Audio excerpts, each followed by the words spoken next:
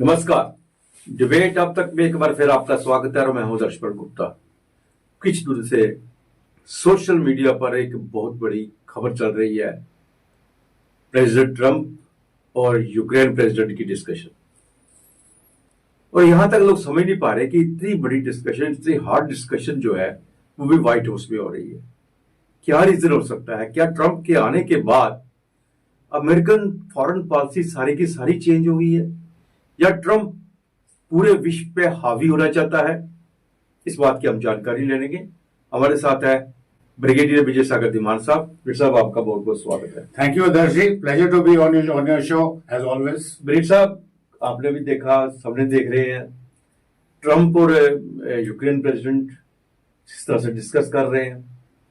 एक तरफ हम उम्मीद लगाए बैठे हुए थे कि ट्रंप के आने के बाद यूक्रेन रशिया वार खत्म हो जाएगा और कोई ना कोई हल निकलेगा, लेकिन कल जो डिस्कशन देख रहे हैं, कल से हम सारी की सारी जिसे सोशल मीडिया पे वायरल हो रही है, उससे कुछ और ही रिजल्ट सामने आ रहे हैं। क्या चीज हो सकती है? देखिए, कल की जो मीटिंग थी प्रेसिडेंट ट्रंप की और प्रेसिडेंट जेलेंस्की की व्हाइट हाउस में ओवल के अंदर, वो एक बड़ा अनप्रेसिडेंटेड सी एक कोई घटना है जो मेरे ख्याल में आने वाले टाइम के लिए कोई अच्छी खबर नहीं दे रही। प्रेसिडेंट ट्रंप की जो ये सेकेंड टर्म में आए हैं, वो जब वो सेकेंड टर्म में पिछली बार नहीं चुने गए, वो उनका मानना ये था कि उनको हरवाया गया है। तो मेरे ख्याल में वो 4 साल में उन्होंने काफी आत्ममंथन किया है। और ये जो उन्होंने आते ही एक नया स्लोगन दिया, मागा, मेक अमेरिका ग्रेट अगेन, वो बड़ा ही वेल रिसर्च्ड और बहुत ही सोचा समझा हुआ एक तरीका है उन्होंने किया है कि अमेरिका कहां कहां पे मार खा रहा है। $2 ट्रिलियन कट करना अगर आपने एडमिनिस्ट्रेशन के खर्चे से, ये बहुत बड़ी बात है। $2 ट्रिलियन तो कई कंट्रीज की इकोनॉमी भी नहीं होगी, जीडीपी भी नहीं होगा। फिर उसके बाद उन्होंने देखा कि अमेरिकन कहां कहां अननेसेसरी पैसा वेस्ट कर रहे हैं। अब वो नेटो तो है, अमेरिका की लीड है, रशिया के अगेंस्ट है। इनफैक्ट वो जो कोल्ड वॉर थी शायद वो फिर से आ गई है, परंतु उनको उसमें कोई फ्यूटिलिटी नजर नहीं आती। उन्होंने क्या फायदा उसका? इसलिए उन्होंने पुतिन साहब से, अगर मैं बोलूं, हाथ मिला लिया या बात करनी शुरू हो गई, तो कोई ज्यादा बड़ी बात नहीं है। तो उन्होंने देखा कि उनकी जो ब्लीडिंग हो रही है, ईयू ब्लीड हो रहा है, और बाइडेन एडमिनिस्ट्रेशन की वजह से भी लड़ाई लगी है यूक्रेन की रशिया के अगेंस्ट, और अमेरिका जबरदस्त पैसा, हथियार, क्या क्या पंप किए जा रहा है।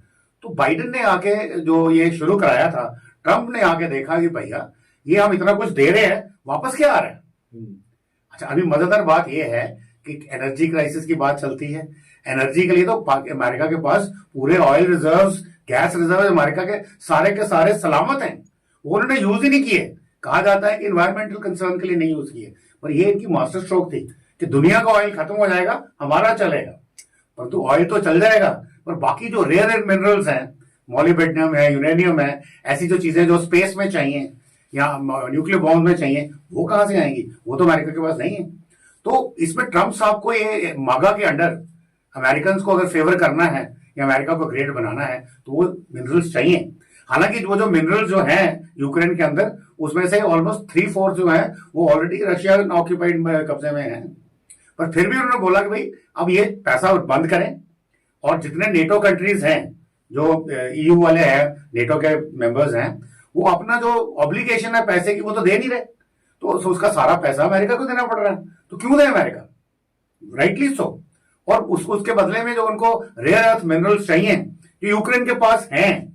अब यूक्रेन तो वॉर तो जीत नहीं सकता, ये तो उसको भी पता है, दुनिया भी जानती है।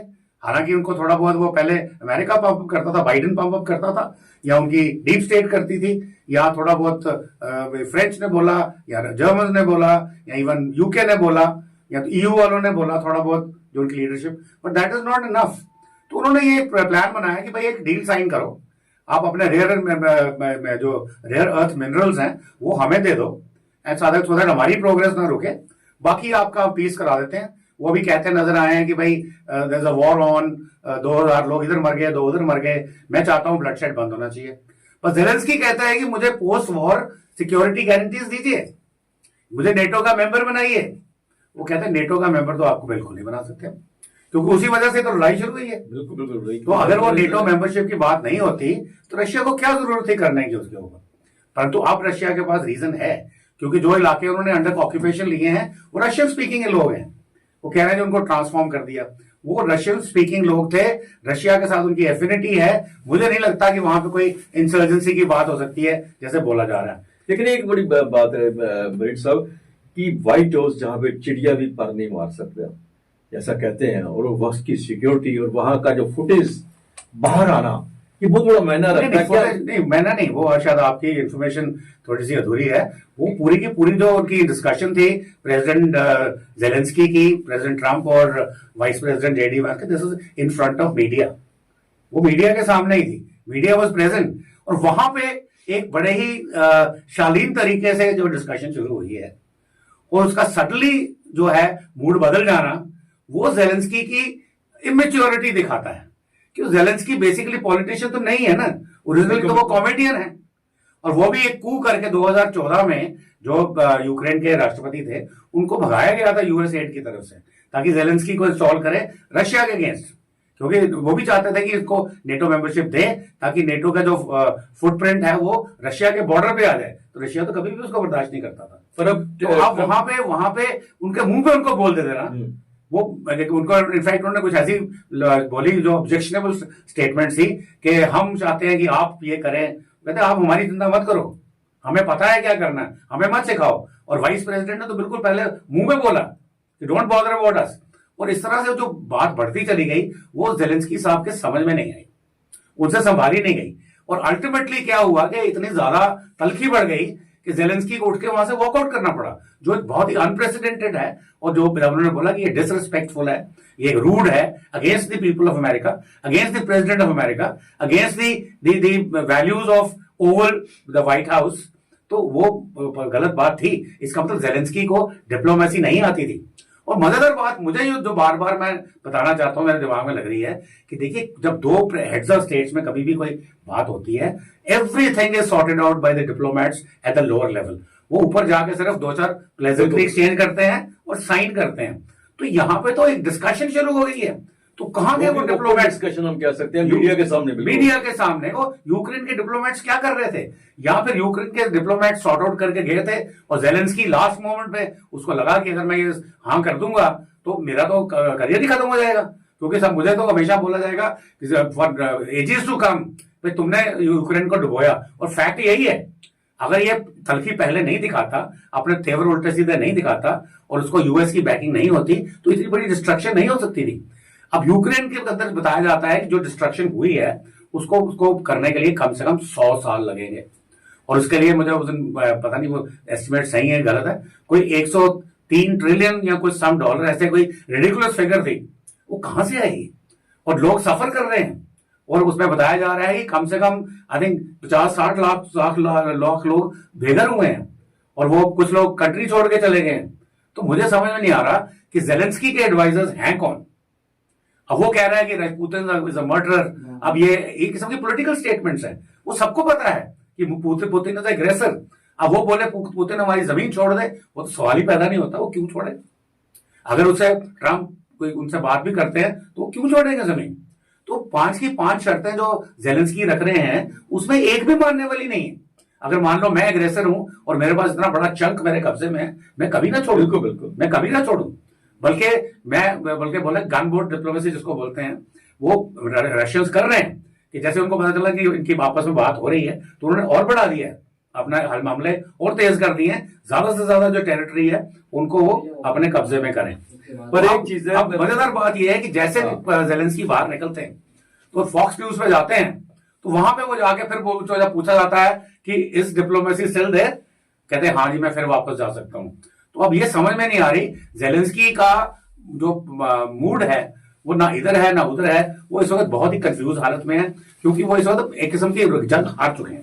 बिल्कुल मैं आपसे जानना चाहूंगा, एक तो ट्रंप के इस तेवर से इसके ऊपर यूक्रेन और रशिया वार पे क्या असर पड़ने वाला, क्या दूसरा भारत के अंदर इस वक्त ट्रंप के आने के बाद जिस तरह से डिपोर्ट वहां से किया जा रहे हैं, और अभी भी जब हमारे प्राइम मिनिस्टर वहां गया, मोदी गया, उनके हाथ में भी शायद कोई लिस्ट दी गई है डिपोर्ट करने की, उसमें लाखों के हिसाब से और कुछ हजारों के हिसाब से तैयार किया हुआ, और जिस तरीके से उन्हें डिपोर्ट वहां से किया गया, किसी कंट्री के किसी भी आदमी को डिपोर्ट नहीं किया गया।